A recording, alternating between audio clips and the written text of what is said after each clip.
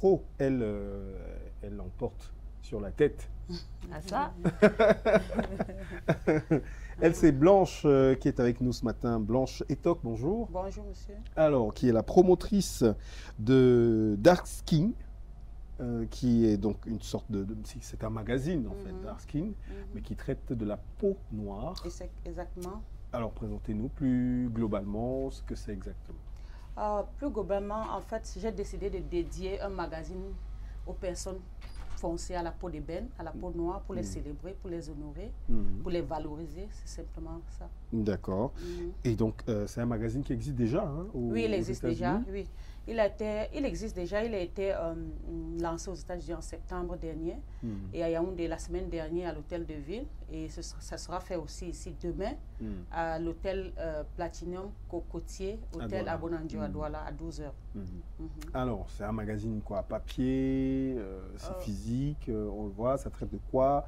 Au-delà, oui, ça traite de la peau noire, mais davantage, qu'est-ce qu'on y retrouve? On y retrouve le bien-être, la beauté, la santé, l'excellence, l'innovation. On a plusieurs répliques dans ce sens-là. D'accord. Donc, on voit un peu quelques pages de ce magazine. Ah oui, une coquille. Le coquille, c'est la peau noire. Non, en fait, mais ça, il fallait bien que je partage aussi des pages de culture. Ah, d'accord. Et puis comme c'est le côté, parce que c'est un magazine bilingue, donc ça c'est le côté anglophone, j'ai voulu que les Américains et les Anglo-Saxons voient un peu les différents types de mets qu'on a chez nous, c'est tout. Et du côté francophone, j'ai mis les mets de l'Occident. C'est même le côté là qui est bon. Les mets. Ouais. Et justement, étant basé aux États-Unis, qu'est-ce qui donc justifie ce magazine-là, aujourd'hui le lancement, la création d'un tel en fait, ça projet. part depuis mon enfance. Je vois un peu comment les personnes à peau foncée sont un peu frustrées. Ah ouais? Oui, elles sont frustrées énormément de par le monde. Elles sont frustrées et elles ne valorisent pas cette belle peau qu'elles ont sans savoir que c'est la meilleure des peaux. Donc, j'ai vécu ça dans l'enfance déjà. Je me rappelle même à l'école primaire, si tu avais un camarade de classe qui était un peu plus clair ou métis, le maître avait tendance à être plus complaisant avec cet enfant.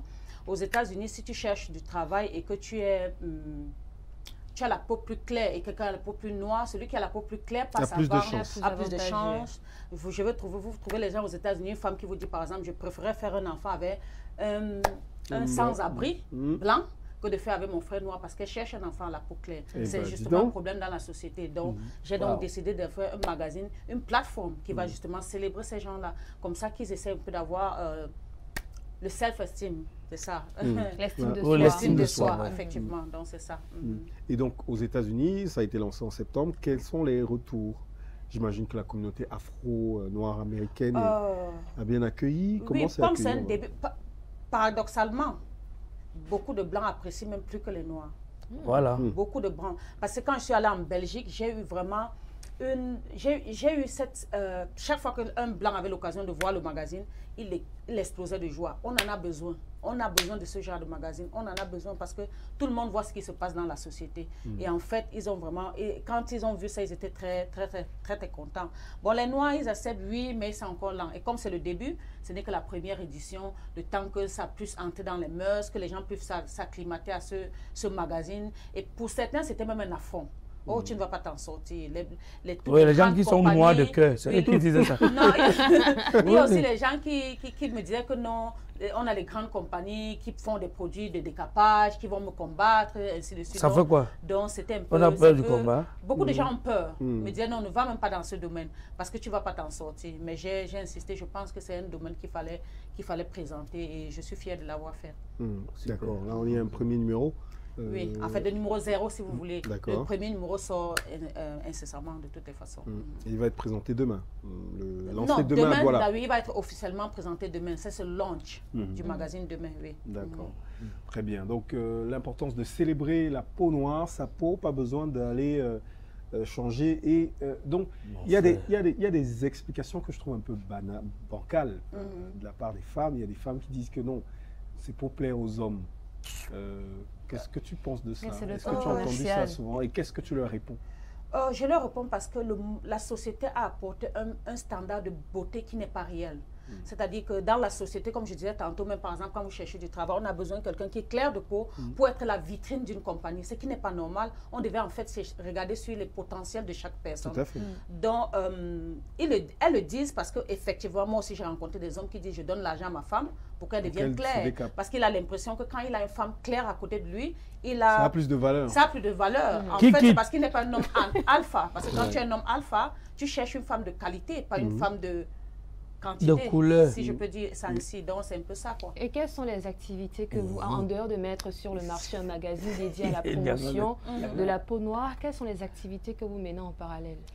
Pour l'instant, comme je viens de commencer, les activités que je devrais mettre en parallèle, c'est justement faire des conférences, parler aux jeunes filles, parler dans les études, la sensibilisation, effectivement, pour leur expliquer que vous êtes belle telle que vous êtes. Arrêtez de vous faire souffrir pour rien.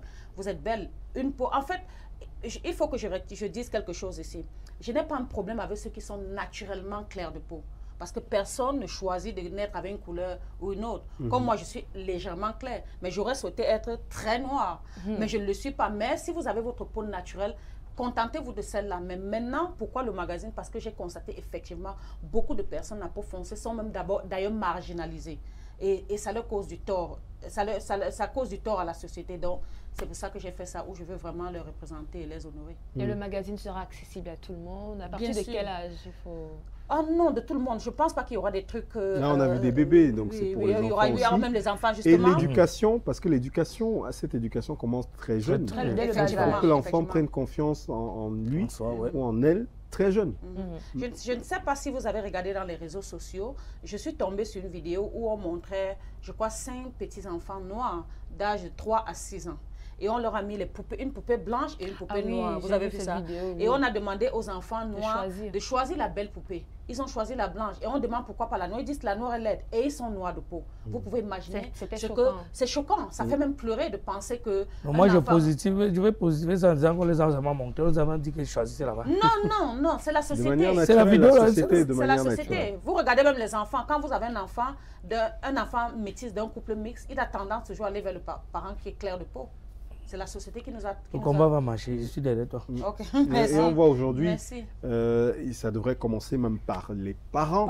Oui. C'est la fin, la fin d'année, on va aller acheter des poupées aux enfants. Pourtant, il y a déjà attention, il y a des poupées noires qui ont mis sur le marché des poupées noires avec des cheveux afro, avec des vêtements en tissu paille. Quelque chose qui te ressemble, quelque chose avec lequel tu peux t'identifier, c'est très très important. Et c'est même ce qu'il faut acheter aux enfants pour leur apprendre à tresser. Pour dire, tu vas apprendre à rendre ton semblable. Parce que quand tu vas grandir, tu auras aussi des enfants et tu dois les tresser. Tu dois les faire des tresses. C'est pas l'enfant blanc que tu auras, c'est l'enfant noir. En tout cas, c'est un beau combat qu'on encourage. Merci beaucoup. Et surtout, c'est l'éducation. Il faut beaucoup d'éducation et on voit quelques pages de ce magazine. Dark King, c'est tout. C'est beaucoup plus un magazine et c'est un mouvement. Pour moi, c'est beaucoup plus un magazine, c'est un mouvement. C'est vrai qu'il fallait le magazine pour illustrer le mouvement, mais c'est plus profond qu'un magazine. Très bien.